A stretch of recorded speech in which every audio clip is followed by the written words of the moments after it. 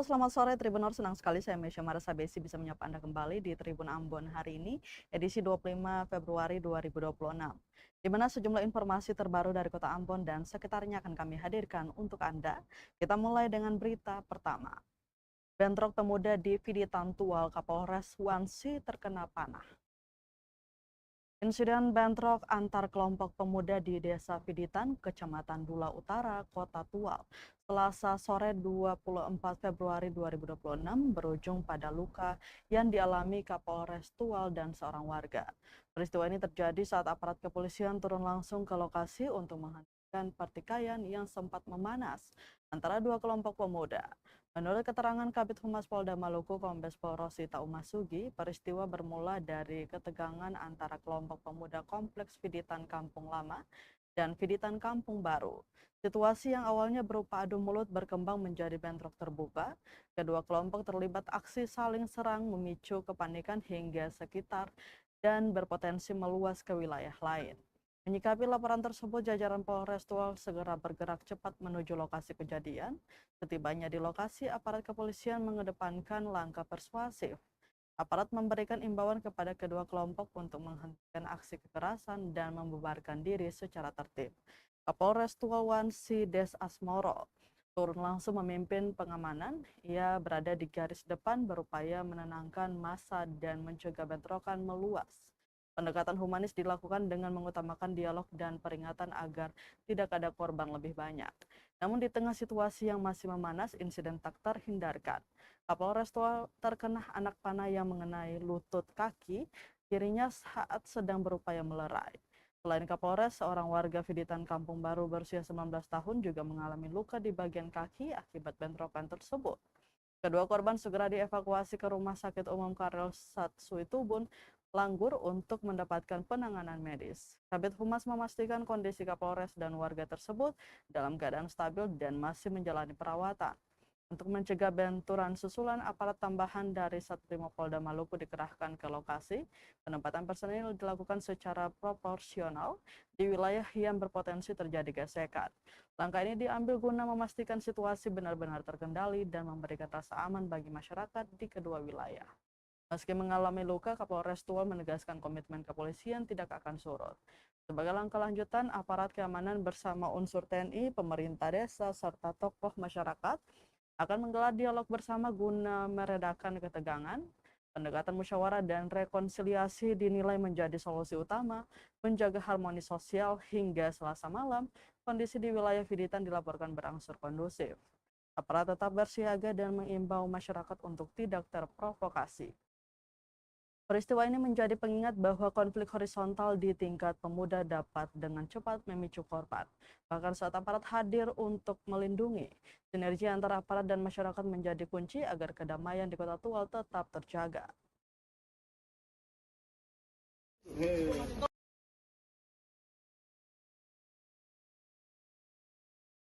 Ini izin Kapolres, kenapa nah? Izin Senior Kapolres kenapa?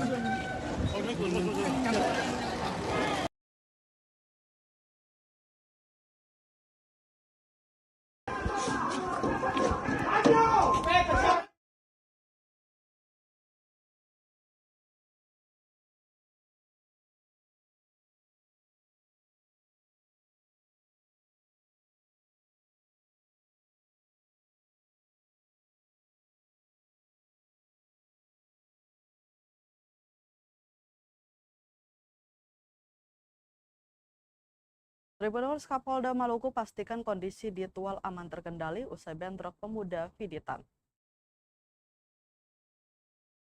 Kapolda Maluku Dadang Hartanto memastikan situasi keamanan di Kota Tual telah aman dan terkendali. Meski sebelumnya terjadi bentrok antar pemuda di Desa Viditan, Kecamatan Dula Utara, Selasa 24 Februari 2026. Bentrok tersebut sempat menyebabkan sejumlah korban luka, termasuk Kapolres Tual yang terkena anak panah saat memimpin langsung upaya pengamanan di lapangan.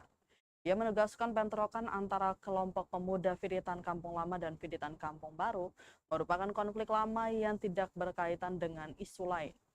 Berdasarkan keterangan Kabid Humas Polda Maluku Kombes Pol Rosita Umasugi, insiden bermula sekitar pukul 16.59 waktu Indonesia Timur. Saat itu terjadi aksi saling serang antar dua kelompok pemuda yang memicu ketegangan di wilayah tersebut. Merespons situasi tersebut, jajaran Polres Tual segera turun ke lokasi untuk melakukan pengamanan dan mengimbau massa agar menghentikan aksi kekerasan. Wakapolres Tual Kompol Roni F. Manawan bersama personil Dalmas lebih dulu tiba dan melakukan pendekatan dialogis.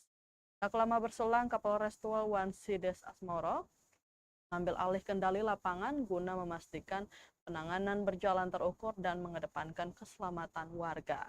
Di tengah upaya melerai dan menenangkan massa, Kapolres Tual mengalami luka akibat terkena anak panah di bagian lutut kaki kiri. Selain itu, seorang warga Fiditan Kampung Baru berusia 19 tahun juga mengalami luka di bagian kaki akibat bentrokan tersebut. Keduanya segera dilarikan ke Rumah Sakit Umum Karel Satsui Tubun Langgur untuk mendapatkan perawatan medis. Kondisi keduanya dilaporkan sadar dan stabil. Untuk memastikan stabilitas keamanan, personil BKO dari Satrimo-Polda Maluku khususnya Yon C. Pelopor diterjunkan ke lokasi. Personil ditempatkan secara seimbang di 2 titik pengamanan masing-masing kompleks guna mencegah benturan lanjutan serta menghindari kesan keberpihakan. Sekitar pukul 18.10 waktu Indonesia Timur, massa dari kedua kelompok mulai membubarkan diri dan kembali ke lingkungan masing-masing. Aparat tetap bersiaga untuk mengantisipasi potensi provokasi lanjutan. Sebagai langkah lanjutan, pada malam harinya direncanakan pertemuan yang melibatkan unsur TNI Polri, pemerintah desa, serta perwakilan kedua kelompok pemuda. Forum tersebut difokuskan pada dialog, meredakan emosi, serta membangun solusi damai berbasis musyawarah guna mencegah konflik serupa terulang. Kapolres Tual menegaskan komitmen aparat dalam menjaga keselamatan warga. Hingga kini situasi di wilayah Fiditan terpantau aman dan terkendali.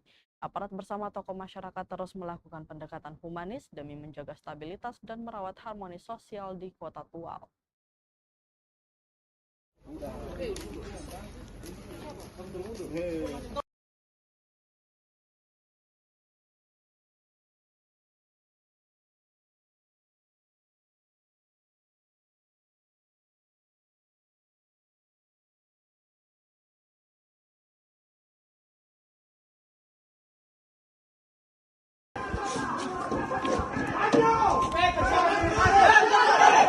Gila, ketembak sudah mau.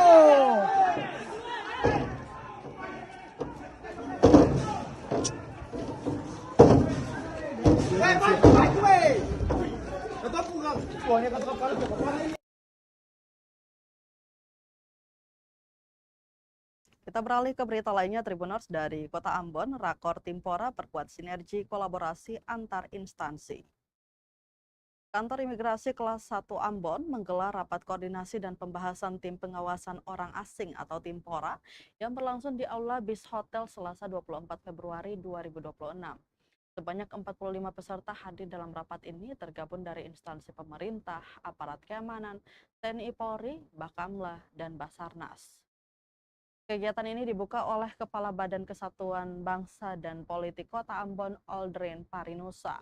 Rakor ini bertujuan untuk memperkuat sinergi dan kolaborasi antar instansi, khususnya pertukaran informasi, penyelarasan pengawasan, serta penanganan potensi pelanggaran yang melibatkan keberadaan orang asing di wilayah Kota Ambon.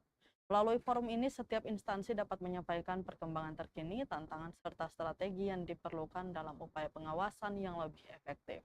Kepala Imigrasi Kelas 1 Ambon, Eben Rifki Taufan, dalam sambutannya mengatakan rapat koordinasi ini untuk menyatukan visi dan misi menjaga Kota Ambon.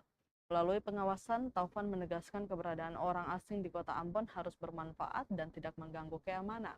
Sehingga menurutnya orang asing boleh berinvestasi di Kota Ambon, namun harus memiliki perizinan yang sesuai.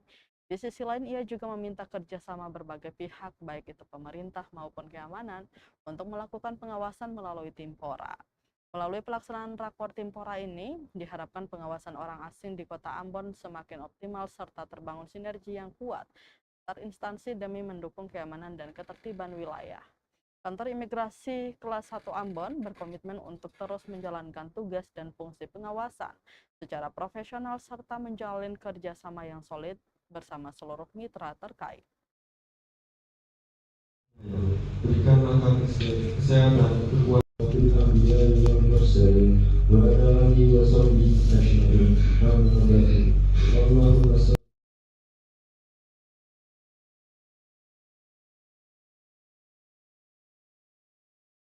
Dari Kota Ambon kita ke Kabupaten SBT, Tribuners Pemkab SBT akui hanya mampu bayar gaji P3K paruh waktu Rp250.000 per bulan. Pemerintah Kabupaten Seram Bagian Timur atau SBT mengakui kemampuan fiskal daerah saat ini hanya mampu membayar gaji pegawai pemerintah dengan perjanjian kerja atau P3K paruh waktu sebesar Rp250.000 per bulan. Pernyataan itu disampaikan Sekretaris Daerah atau Sekda SBT Ahmad Kiamahoru saat rapat dengar pendapat bersama Komisi 2 DPRD SBT Selasa 24 Februari 2026. Ia menegaskan nominal tersebut merupakan batas kemampuan keuangan daerah saat ini dan bahkan menjadi yang terendah di Provinsi Maluku. Pemda, lanjut Amahoru, tetap berupaya memperhatikan kondisi para P3K paruh waktu meski ruang fiskal masih sangat terbatas. Sebagai langkah sementara, Pemda SBT meminta sebagian P3K paruh waktu yang sedang proses administrasinya telah selesai untuk kembali ke kampung halaman sambil menunggu tahapan berikutnya rampung. Dia menambahkan para P3K paruh waktu tetap menerima SK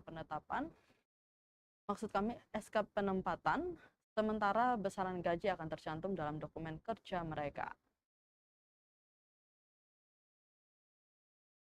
NIP 19940718 2025 21 unit kerja SD.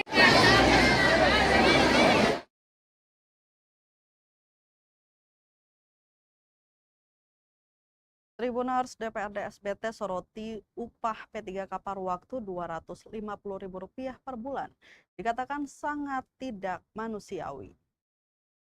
Komisi 1 Dewan Perwakilan Rakyat Daerah atau DPRD Kabupaten Seram Bagian Timur SBT menyoroti besaran upah P3K paruh waktu yang hanya Rp250.000 per bulan. Abdul Aziz Yanlua selaku Ketua Komisi menilai hal itu jauh dari kata layak dari sisi kemanusiaan. Namun pihaknya tetap memahami posisi pemerintah daerah yang menghadapi tekanan anggaran. Aziz bahkan menggambarkan kecilnya nilai upah tersebut bagi kebutuhan harian P3K. Lebih lanjut dijelaskan pemerintah daerah setempat telah mengakui besaran gaji tersebut sangat kecil. Meski demikian, kata Aziz, kondisi fiskal daerah membuat pemerintah mengambil opsi tersebut. Ke depan pihaknya meminta penataan ASN termasuk P3K harus berbasis kebutuhan real organisasi.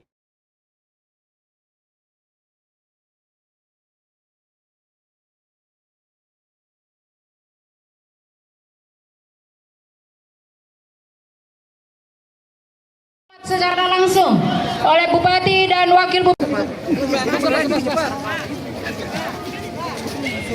Mundur. Lepas, masuk. Masuk pelan. Cukup sangat kecil, 250.000 itu Pak Sekda tadi bilang kita tidak punya tidak tega untuk digaji mereka dengan 250. Cuma karena jumlahnya yang cukup besar dengan APBD kita yang cukup kecil, jadi itu pilihan alternatif untuk bisa membiayai mereka semua dengan tidak mengabaikan kebutuhan-kebutuhan dasar pelayanan publik yang lain. Itu penjelasan dari Pak Sekda. DPRD prinsipnya menjaga dan mengawasi secara ketat pelaksanaan penyelenggaraan pemerintahan umum, pemberdayaan dan seterusnya. Tentu untuk kepentingan publik itu. Oke. Abdul Rauf Rumalotur.